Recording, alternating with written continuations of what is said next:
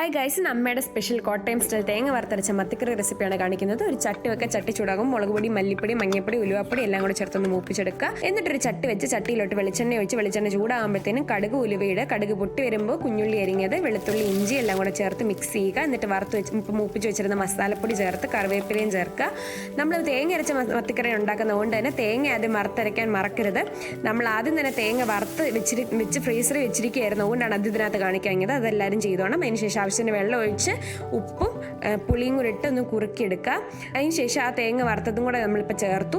എന്നിട്ട് അതൊന്ന് മിക്സ് ചെയ്ത് ഈ എണ്ണ തെളിഞ്ഞ് വരുന്നവരിങ്ങനെ മിക്സ് ചെയ്തെടുക്കണം. എന്നതിന് ശേഷം ആവശ്യത്തിന് വെള്ളം ചേർക്കുക. വെള്ളം തിളയ്ക്കുമ്പോഴത്തേന് നമ്മൾ വൃത്തിയാക്കി വെച്ചിരുന്ന മത്തി അതിനകത്തോട് ചേർക്കുക.